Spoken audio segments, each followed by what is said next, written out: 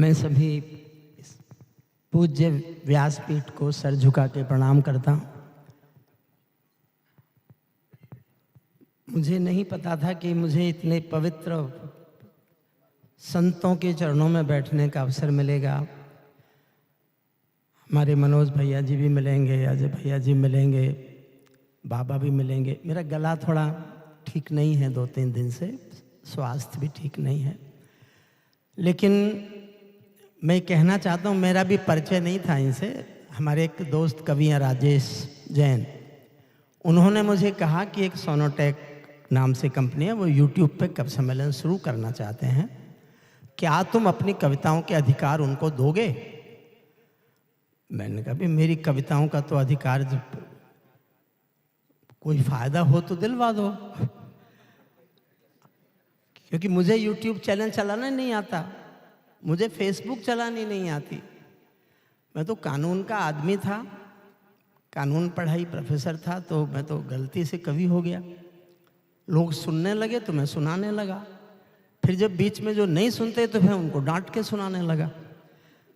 तो राजेश जैन जी के कहने पर मैंने ना मिले राजेश जी, इनसे हंसराज जी से एक कॉन्ट्रैक्ट किया। उन्होंने कहा कि जो हमको वहाँ कमाई होगी उसमें से इतना पैसा तुमको मिलेगा, इतना हमारे पास रहेगा।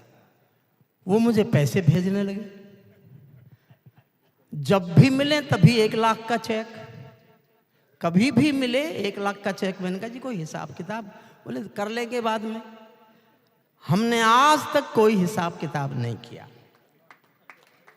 मुझे नहीं पता मेरे नाम पर कितना आया होगा, लेकिन शायद मुझको उन्होंने ज़्यादा ही दिया होगा, मेरा ऐसा विश्वास है। अभी मेरे 75वें जन्मदिन पर इतना पैसा और इतने उपहार मुझे दे के आए, इतना पैसा तो शायद मैं 1 साल में यूट्यूब से भी नहीं कमा सकता। एक इतने पवित्र व्यक्ति, मेरा भजन में उनकी महारत हासिल है, और मैं हर भजन को भगवान की पूजा समझ करके सर झुका के सुनता हूँ। मैं पूर्ण सनातनी ईश्वर में आस्था रखने वाला व्यक्ति हूँ। उन्होंने जब मुझे पिछले दिनों एक कार्यक्रम में आया था, मैं यहाँ तो मुझे मिले, बोले अब तुमको आना है। मैं एक बार उनके दरियागंज वाले ऑफिस में गया था, तो जितनी सीढ़ी चढ़नी पड़ी थी, मैंने कहा जी उसमें तो मैं दोबारा कभी नहीं आ सकता।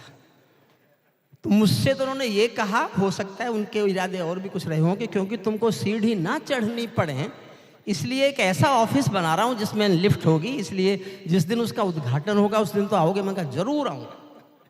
मुझे सच बोल रहे, बिल्कुल सच बात है।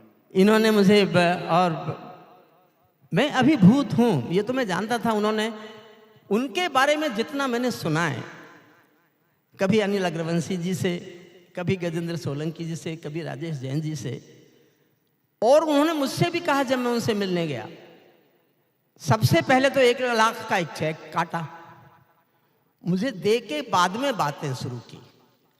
बोले कोई भी कलाकार जो भजन गाता हो, गांव में हो, कोई पूछता नहीं हो, ले आओ, मैं उसको रिकॉर्ड करूंगा, वीडियो बनाऊंगा और उसको इतना प्रसारित करूंगा कि उसके अपने रहने सहने के सब खर्चे मेरे इससे निकलेंगे, वीडियो से।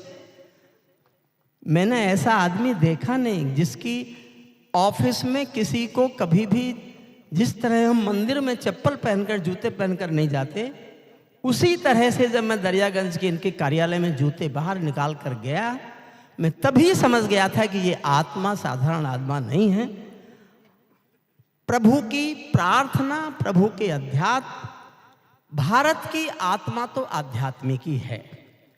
भारत की आत्मा तो सनातनी भगवान के प्रति निष्ठा के गीत गाने वाले ही पूजे जाते हैं, और उनके लिए कोई इतनी बड़ी कंपनी बना करके उनको स्थापित करने के लिए, विस्तारित करने के लिए, संसार के कोने कोने में भेजने के लिए मन प्राण से जुटा है।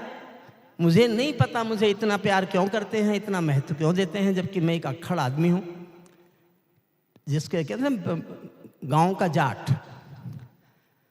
आप भी आज पता चला आप भी जाट हो, ये मुझे आज से पहले पता नहीं था। मैं बहुत बहुत अभिभूत हूँ यहाँ आकर। हमारे मनोज भैया, मैंने मनोज भैया से पिछले कार्यक्रम में कहा था, देखिए राजनीति में आपकी पहचान कुछ भी हो, आप एमपी हैं, कल मंत्री बन जाएंगे और बड़े मंत्री बन जाएंगे, मुख्यमंत्री बन जाएंगे, लेकिन आपका चरित्र एक सांस्कृतिक धरोहर की मजबूत नींव है। मनोज भैया का जो प्रभाव प्रभुत्व है जनता पर, वो उनके भीतर छिपे हुए कलाकार का है, उनकी कलाकार की पूजा है। राजनीति कलाकारों की पूजा करती है तो हम प्रशंसा करते हैं, कोई भी करे, लेकिन वो हमसे ये उम्मीद ना करें कि हम उनकी पूजा करेंगे, ये हम करेंगे नहीं। सत्यनारायण मौर्य बाबा, हमारे मौर्य बाबा को देखता हूँ बहुत दुख होता है। ये और मोदी जी साथ साथ रहते थे, एक ही कमरे में रहते थे, बाबा वो कहाँ और तुम कहाँ। लेकिन बहुत प्यारे इंसान है। देखिए, मैं जैसा अजय भैया जी का आदेश है, मैं गाता भी, सुनाता भी, कविता भी सुनाता, मुझे बहुत अच्छा लगता है। इससे बड़ा पवित्र स्थल मुझे कहाँ मिलता। पूज्य संतों के चरणों में बैठ के अगर मुझे कविता पाठ का अवसर मिल जाता, प्रसिद्ध विश्व जी के गीत भजन सुनता हूँ मैं, बहुत बहुत मन से सुनता हूँ। मुझे आध्यात्म सुनने का जितना मन होता है, उससे अधिक मन मेरा न राजनीति सुनने से होता है, न लिखने से होता है, न पढ़ने से होता है। इसलिए कविता ना सुना पाने के लिए मैं हंसराज भैया जी से माफ़ी मांगता हूँ।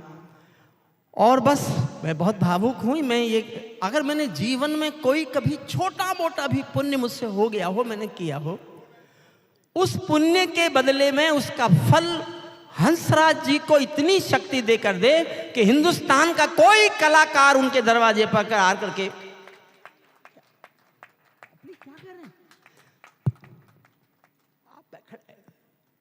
वो सहारा बने कलाकारों का, कवियों का, भजन गायकों का। और जो असहाय हैं, जिनको मौका नहीं मिला, जो गांव में छिपे हुए हैं, ऐसी प्रतिभाएं हैं जिनके बारे में कोई जानता नहीं, इस स्टूडियो के माध्यम से, हंसराज जी सोनोटेक के माध्यम से उनको पटल पर लाएं, उनको दुनिया से परिचय कराएं, उनकी कला का परिचय कराएं, उनकी प्रतिभा का परिचय कराएं। मैं दुआ करता हूं। और कविता गला ठीक नहीं है, मैं तो कविता आप मना करते तब भी सुनाता, गला ठीक नहीं है। और जो लोग मुझे अब तक नहीं सुने कभी, वो समझेंगे ये हरिओम पवार। तो इसलिए माफ़ी चाहता हूँ, आप सबको प्रणाम करता हूँ, इस व्यासपीठ को प्रणाम करता हूँ, मेरे सबको